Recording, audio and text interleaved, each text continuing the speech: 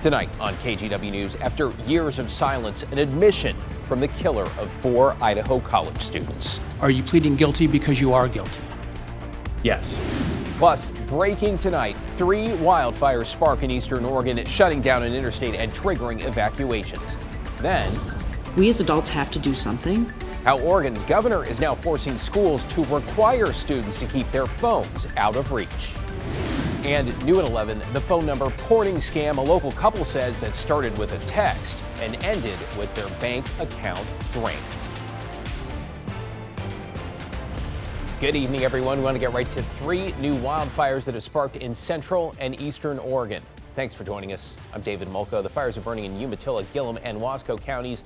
The largest of those 3 is in Umatilla County, not far from Hermiston. It is the Cold Springs Fire, which started around 3 this afternoon and has burned at least 1 home. Officials first estimated at around 4,000 acres, but mapping from the air shows it's burned closer to 1,000. Firefighters also report they have stopped the fastest moving part of the fire on the east side and stopped all forward progress on the west side. Good news there. As of 10 p.m., all level 3 go now evacuations have been lowered to 1 or 2. The state fire marshal has called in 4 task forces, including crews from Washington and Clackamas counties. To the west, in Gillum County, a wildfire shut down I-84 for several hours today, though at last check the highway had reopened. The fire is burning north of the freeway near Arlington.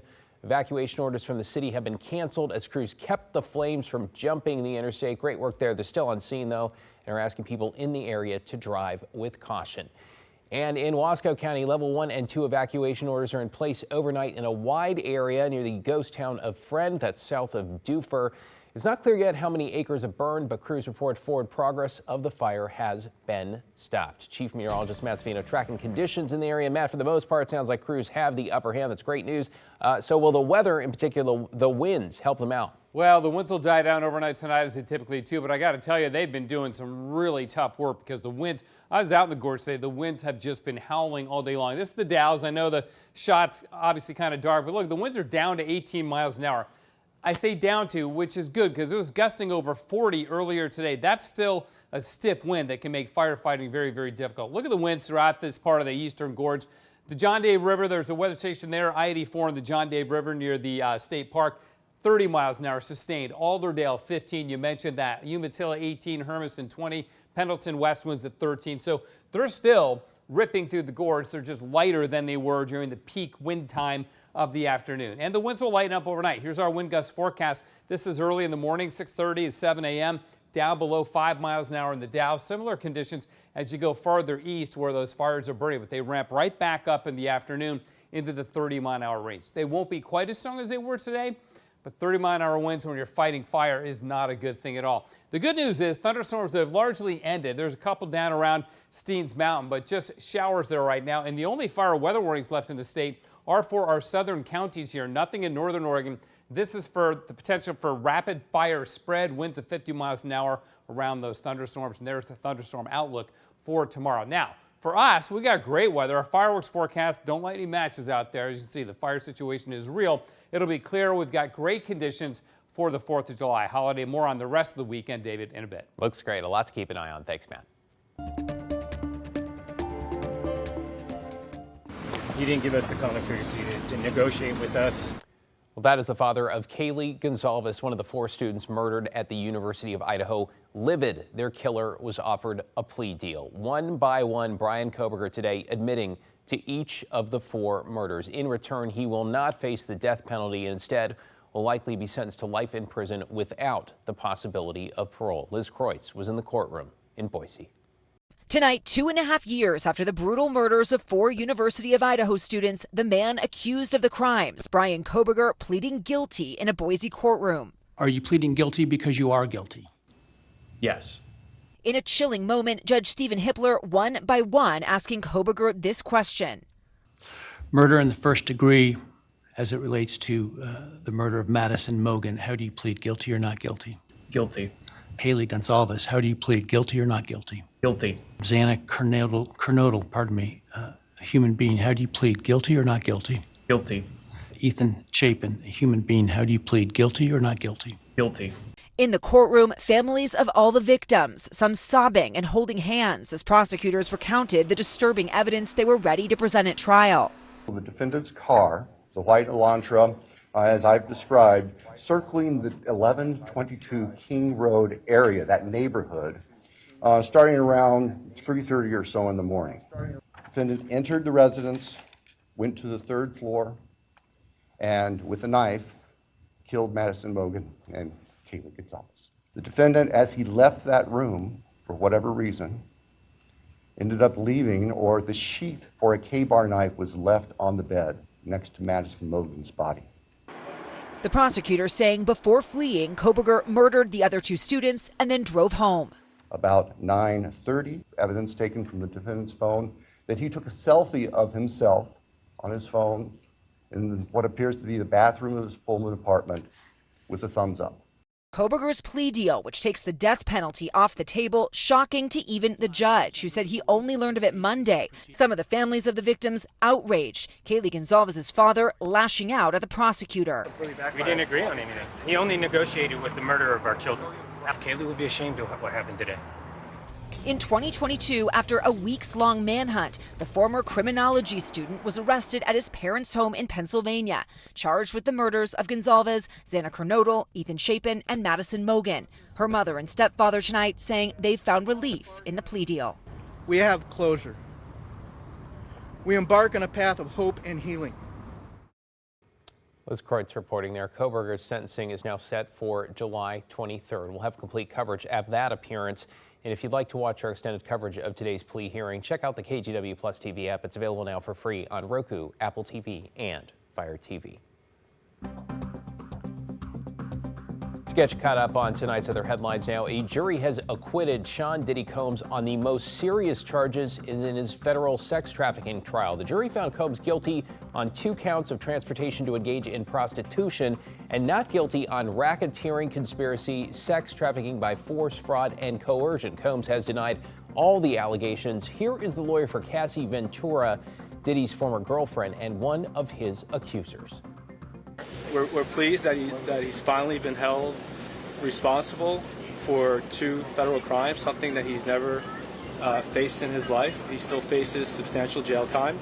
Of course, we would have liked to have seen a conviction on the sex crimes in RICO, but we understand beyond a reasonable doubt is a high standard. Diddy could face up to 10 years in prison for each of the 2 guilty counts. A judge denied his lawyer's request to release him on bail ahead of sentencing.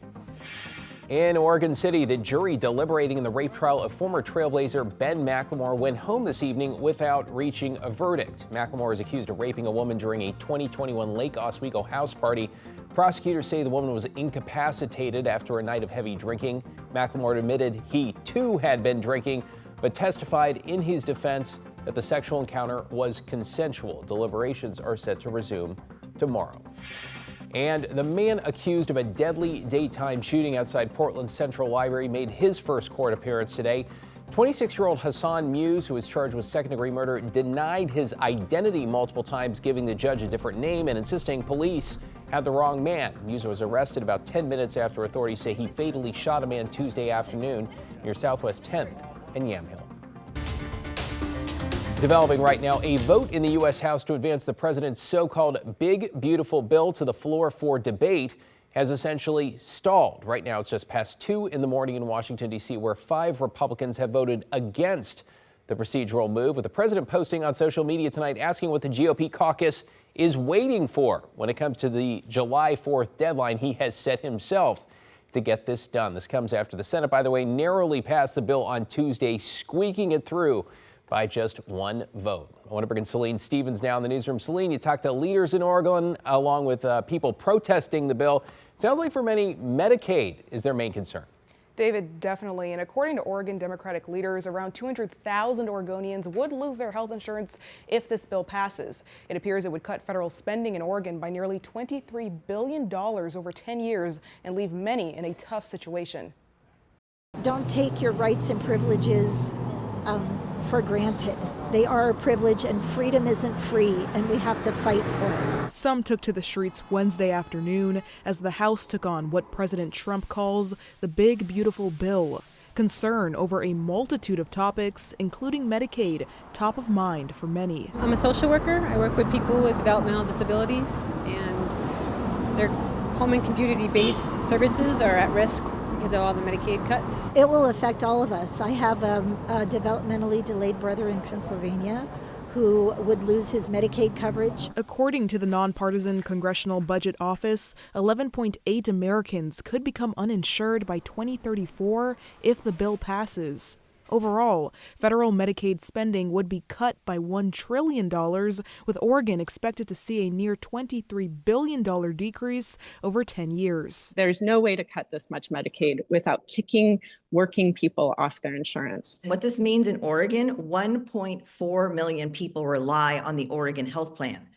All of these people could be impacted, and up to almost 200,000 Oregonians could lose their health care entirely. Oregon Democratic leaders, including Governor Tina Kotek, spoke Wednesday afternoon, addressing the impacts of the bill. This budget was inked in greed and not human dignity. I'm not going to pretend that our state budget resources can backfill any of this. Republicans argue the bill will protect and strengthen Medicaid for those who rely on it while eliminating fraud and waste.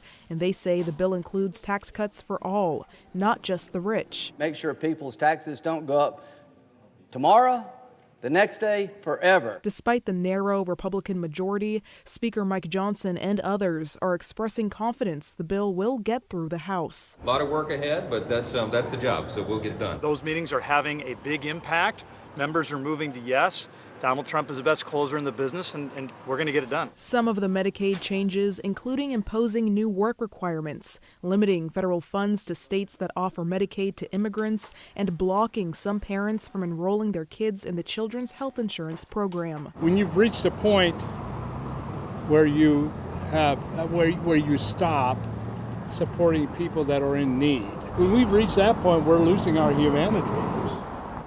There's also concern this bill would impact rural hospitals and clinics, but the latest version of the bill has a provision that will provide $50 billion over 5 years to rural hospitals.